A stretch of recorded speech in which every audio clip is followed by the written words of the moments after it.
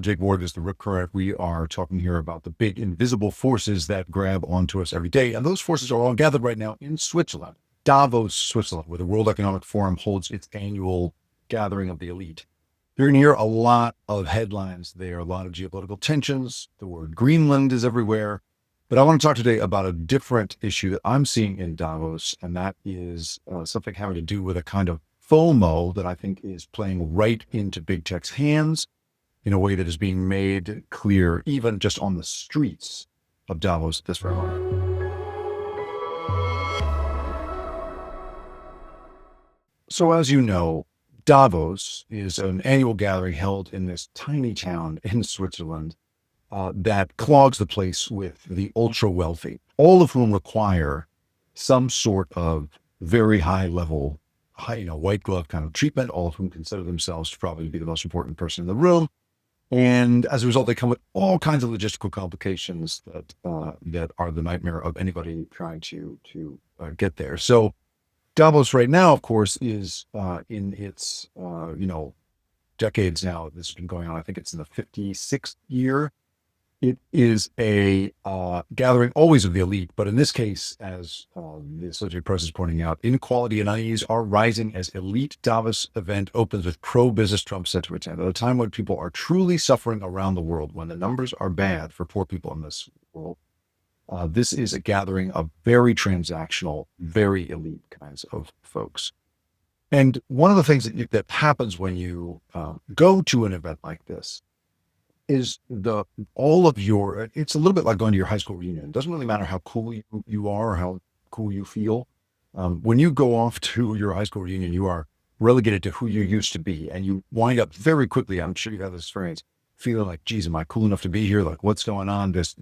You are put in your place so quickly just by your own imagination and your deep fear of missing out on something fun that's going on there that the cool kids are invited to and you might not be. And that is a function, of course, of the incredible amounts of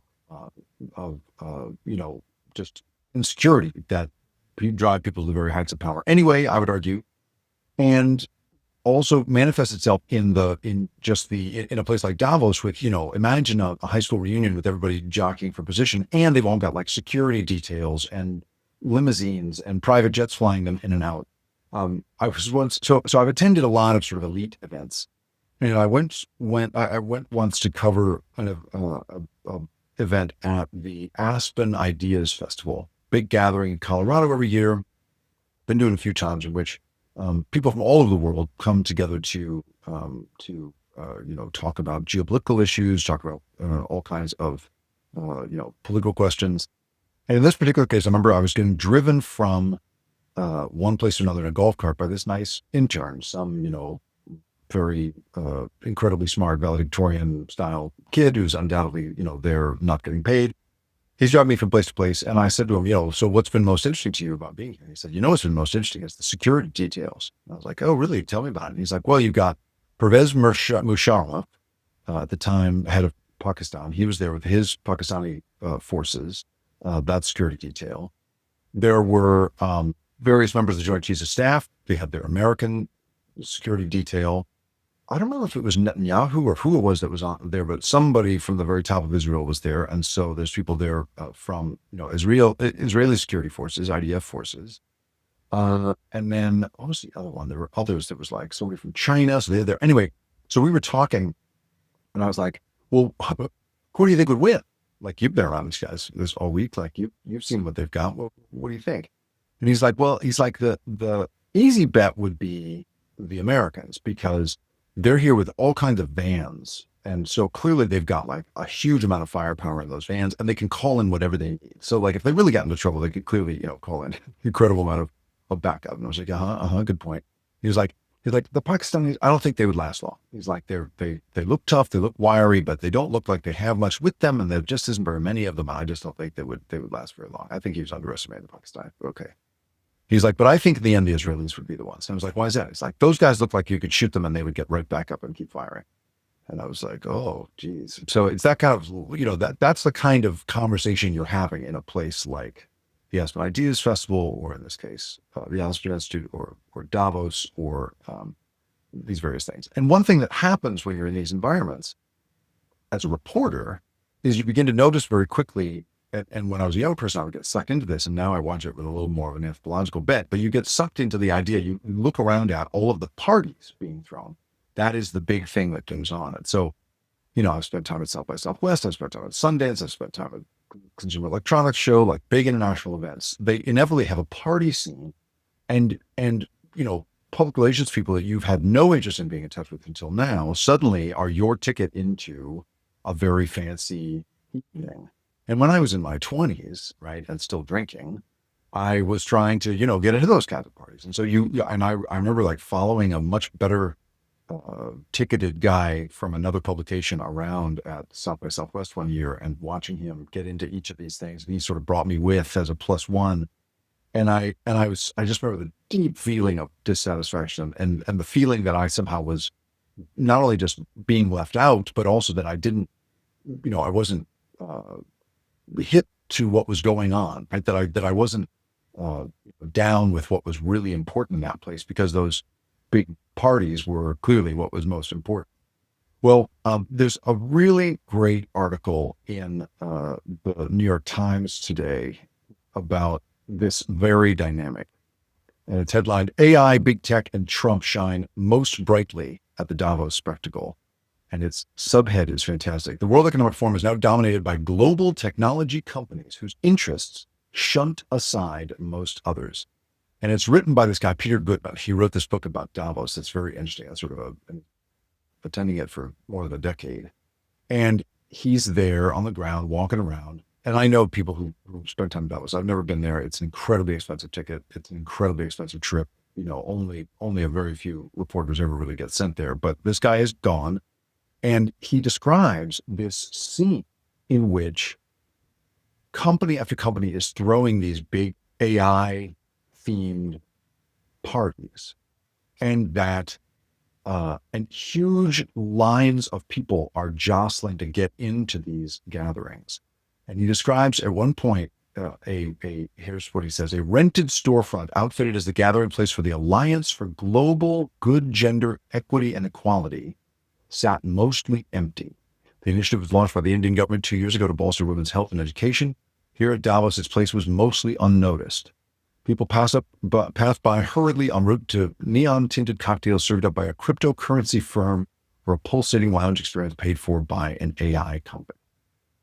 And this is sort of the thing, right? This is the I would say the kind of the scene that winds up kind of creating a real sense. It really starts to sort of drive people's sense of reality in a place like Davos, that in a way that I think really shouldn't be underestimated. That when people go to a thing like that and the big parties are going on, those parties really define kind of the agenda for this place that in turn is identifying, is creating an agenda sort of for a lot of the world. And I just recently was speaking with one of the co-authors of India's guide, or sort of governmental kind of guidelines around AI. And his description of me of what that is like was very similar to what I've heard from a lot of other countries. I've spoken to people, who are thinking about how to regulate AI in their various countries. And so many of them have this feeling right now of not wanting to create new institutions, not wanting to create new agencies, not wanting to create new laws, but instead just trying to use their existing legal framework to impose on these on AI companies as much as possible. And meanwhile, try as fast and as hard as they can to get some of the money, to get in on the money that AI is making possible. Never mind that a lot of these economies are, I would think, going to be ruined in the short term by AI. A country like India, which I've discussed before, is very, very dependent. Its GDP is incredibly dependent on knowledge workers, English-speaking knowledge workers, to whom Western companies have been outsourcing creative and knowledge work and customer service for years. Suddenly all that work is going to go away if these AI companies and their pitches are to be believed. So at a place like Davos, the feeling here that people that these global leaders and most importantly, their staffers who help them to make decisions are trying to get into big parties thrown by these big companies really has me feeling discouraged about the degree to which people are sort of taking this stuff seriously. So there's things like the AI and Exploration Salon, where folks from a couple of partner organizations are throwing a big thing with margaritas and house fishing and the rest of it.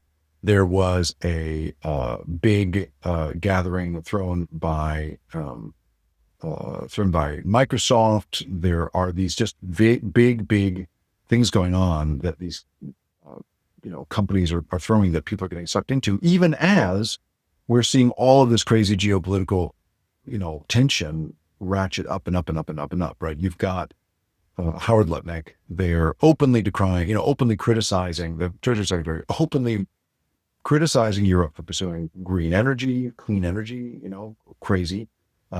He and again defending Trump's plan to try and take Greenland, to buy Greenland. Scott Bessent talking about the same stuff. I mean, there's some crazy headlines in the geopolitical world coming out of this place. But for me, the reminder that these companies, which at this point, these technology brands like Meta and Salesforce and even, companies like Tata abroad are hosting these enormous parties to try and drive world opinion, drive world leaders in their opinions. And it's just as a reminder, these are companies that have the same resources as a nation state. They are, in essence, nation states unto themselves. And to my mind, the fact that they are drawing the crowds at a gathering like Davos is an incredibly important sign to watch in the ascendancy of these companies into the very upper echelons of power around the world. The Rip Current is produced and created by me, Jacob Ward. And if you liked this show and you want more content like this, go to theripcurrent.com, where I publish a weekly newsletter that covers these same sorts of stories of the big invisible forces that have us all in their grip. And if you want to really do me a favor, if you could go to where you have listened to this or watched it and like it, share it, or even better, review it. Holy cow, is that helpful? It's the best possible way for me to find a new audience. I really appreciate you being here. Thanks for listening.